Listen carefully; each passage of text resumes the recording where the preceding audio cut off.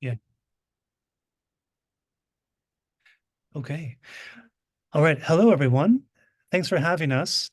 We are really happy to be with you this year at the Asian Conference for Innovation in Education. My name is Jeffrey Martin. Hello everyone, my name is Sachi Oshima. Title of our presentation is Practical Tips for Peer-Led Evaluation, Promoting Self-Efficacy and Developing Productive and Receptive Language Skill. So it is commonly thought of the student play a role as a peer evaluator, student assessing presentation or assessing essay based on the rubric. And what we're doing today is drawing together these productive exchange ideas with some receptive exchange ideas, where the student can become an evaluation materials creator. They can make reading quizzes, listening cloze activities, and so on. Okay, next, please. And as an introduction, of course, in the traditional sense, I guess the teacher is often in the center, and there are many pedagogical approaches that try to bring the students to the center of their learning. And what we would like to contribute this time is about how student evaluation can be student-centered. And the term that we're trying to advance here is peer-led evaluation for productive or receptive language exchanges. This empowers learners.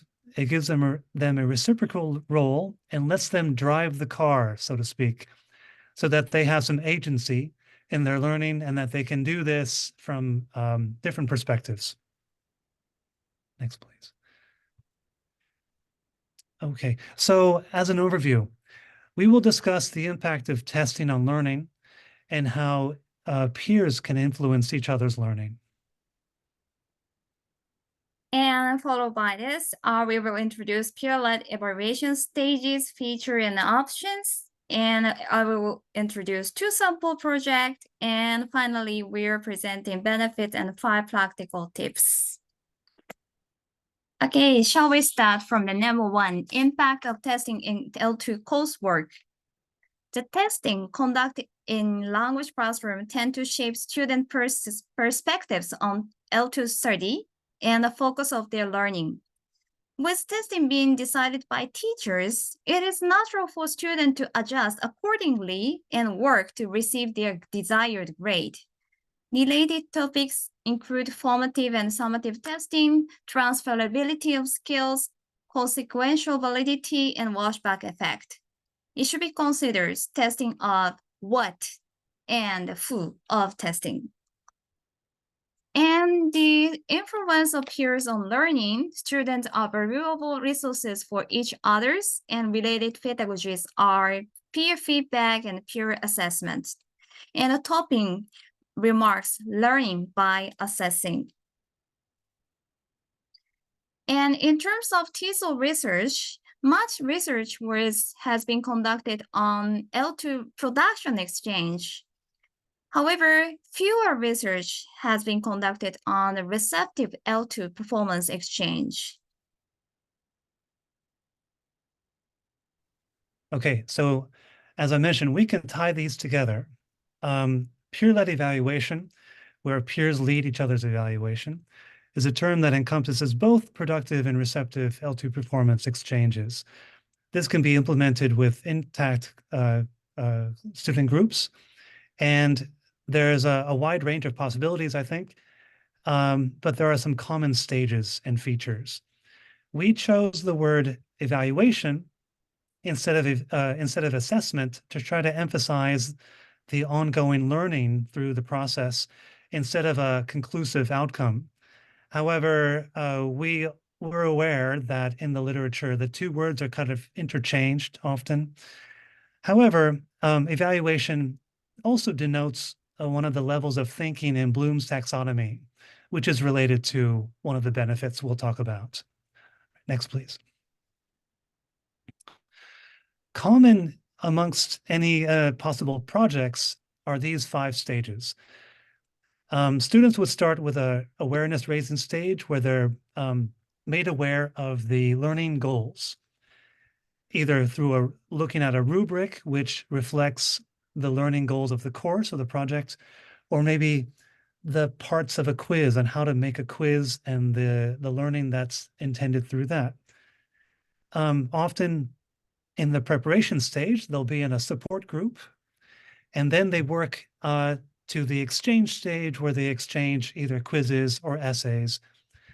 But then from that exchange, they get data, they get feedback at the patterns and data stage. And finally, in the reflection stage, students can write, they can discuss in different ways. Next, please. Now, importantly, there are three common features throughout the stages. The first one, students engage with a standard of evaluation. So something productive could be through a teacher-provided rubric, for example, or the receptive one could be through quizzes or other receptive type of activities. But that sets the standard. It orients them to what they're trying to learn. And the second one is students engage with the performances of peers. This will happen at different stages if it's productive or receptive. We'll talk about that in a moment. And third, the students engage in the feedback of peers. That also differs between the productive and receptive exchange projects. Next, please. And so listening, reading, speaking, and writing, there's many varieties within these, but we are trying to encapsulate them together. And we have an example each from the productive and receptive. Next. Next, please. And now this slide is a little bit crazy, but these arrows, the red, productive, blue, receptive, we're trying to show that amongst the stages, the three features kind of happen at different points. The purple show that there are some overlapping parts, but the big blue and the big red show some differences. Now, why would that be? Okay, next, please. The difference in how students engage with the performance of their peers, the differences are due to the different natures of experiencing the productive or receptive L2 performances of others.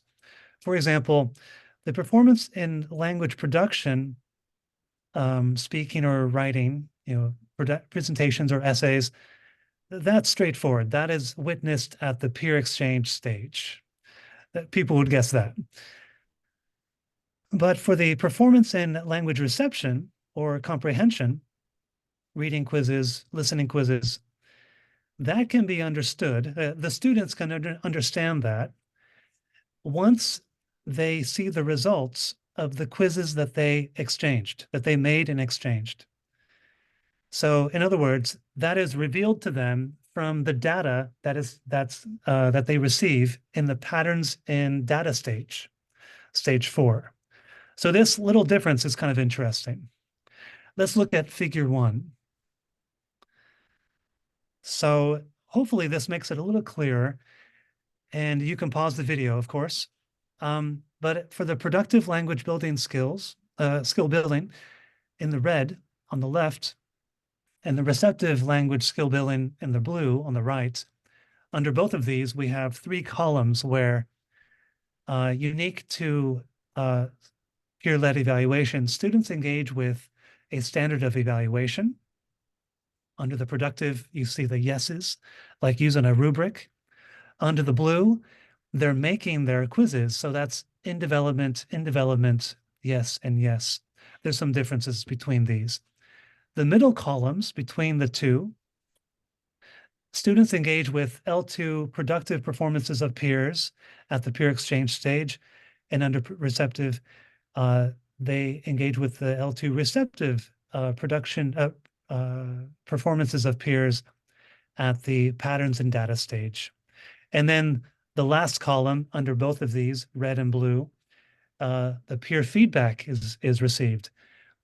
And that there are some differences there as well. Okay, next, please. Oh, and stages, of course, on the left. The stages are build awareness raising, preparation, peer exchange, patterns and data, and reflection on the left. So that goes across. Okay, thank you. Next, please. And these differences will be illustrated with some examples. Sachi, please. Okay, so sample one is a productive language focus. So sample one is oral presentation exchange project. So student made a video presentation, and the 22 beginner level student made a video using by their smartphone or PC. And I, as a teacher, upload the video on the university's learning management system.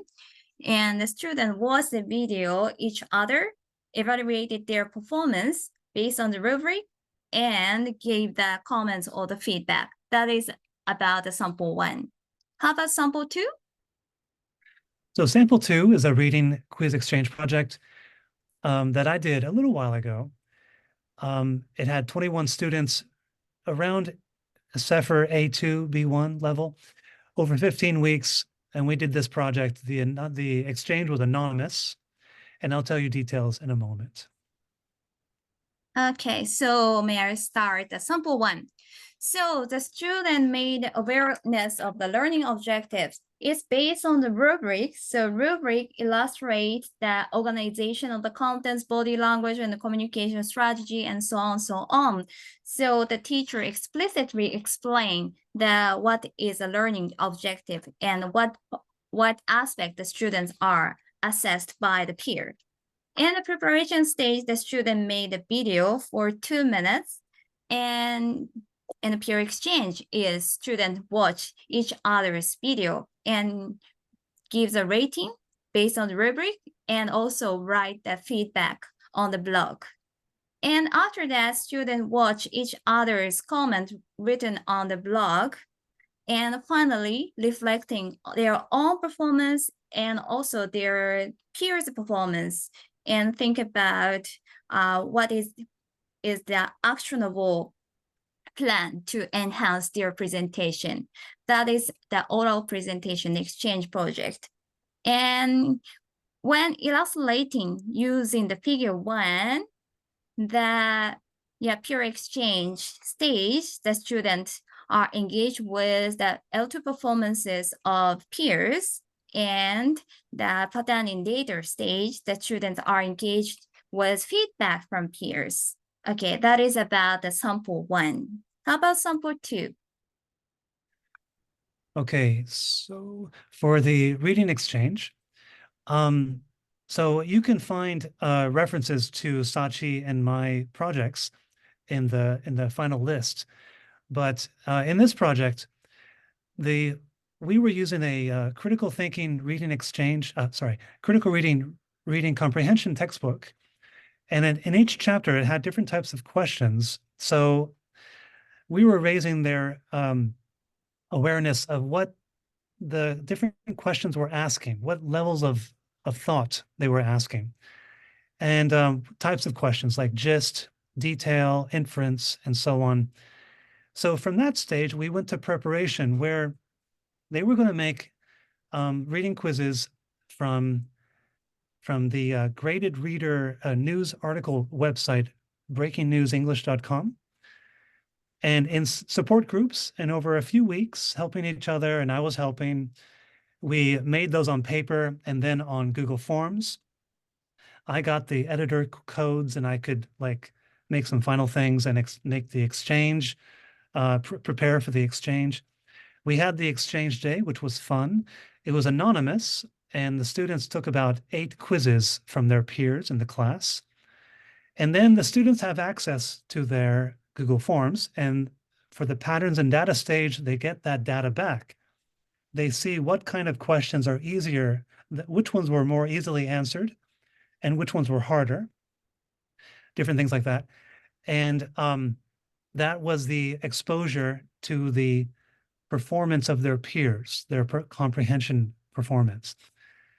At the reflection stage, they were chatting in their groups and they wrote some journal entries about the whole process, about making the quizzes and the exchange and getting the data.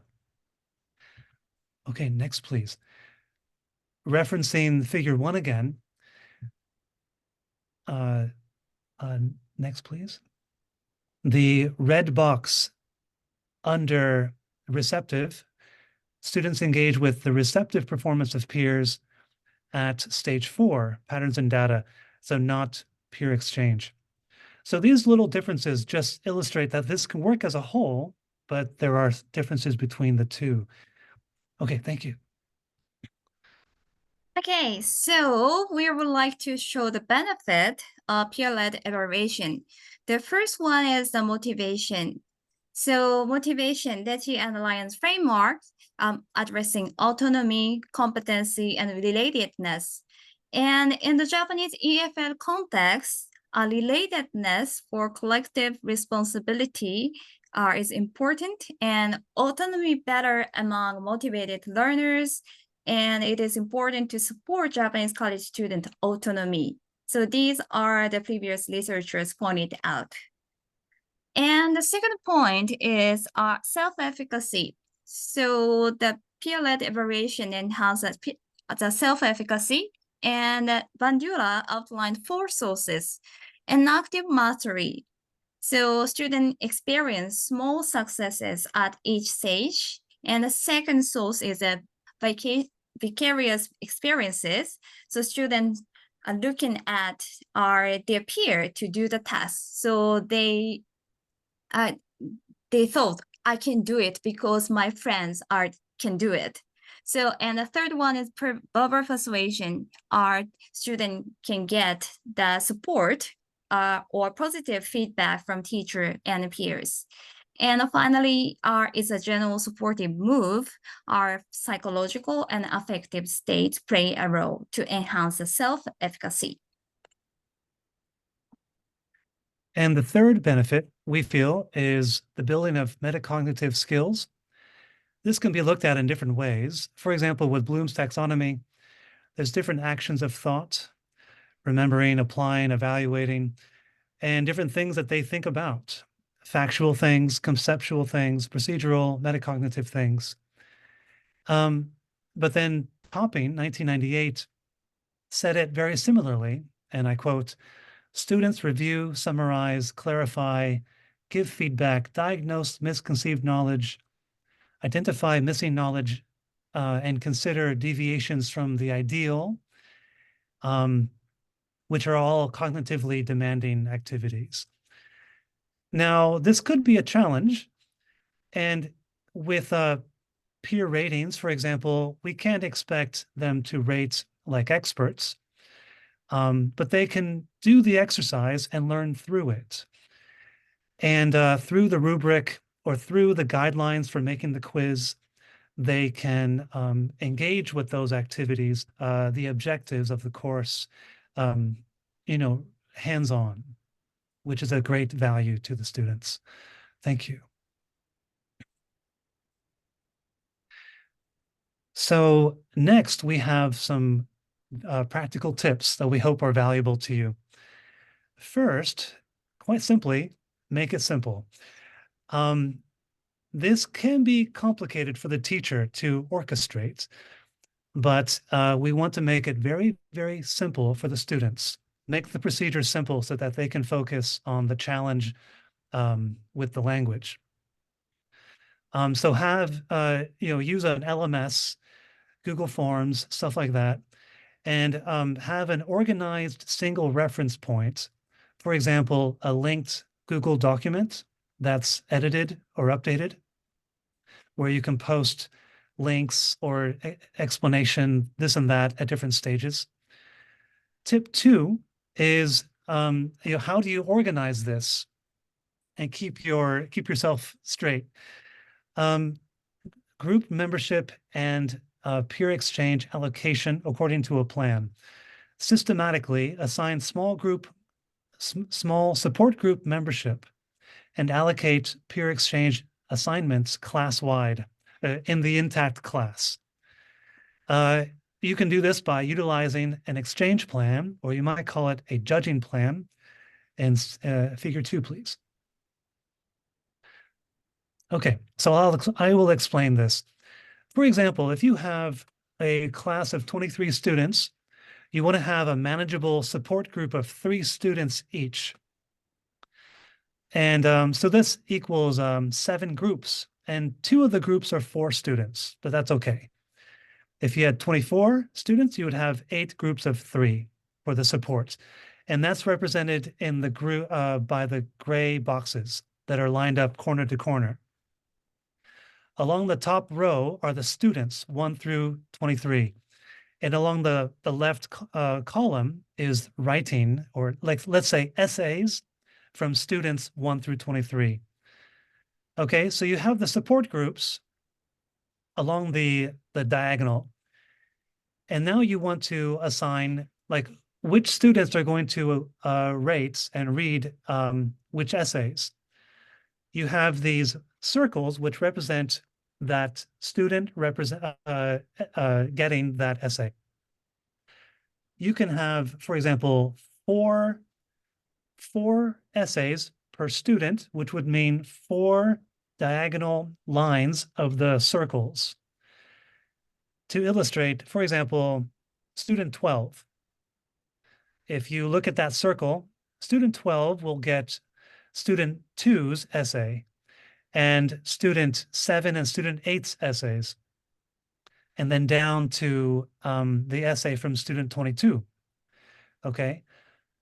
Or you look at student 17, who would look at the essays from student 4, student 7, and students 12 and 13. And none of it touches the students within their support groups. Now, as an added feature, especially with an anonymous essay exchange, you can have an example essay that you have somehow. Maybe you made it yourself. You can have it mixed in there anonymously, and that is the bottom row, the stars. So one more example, student 19 could get the essays from students 6, 9, 14, and 15, and the example essay at the bottom. But the student would not know which one is the example. Now, also on the right side, we have the teacher who would probably assess all of the essays. Okay, let's go back to tip number 3.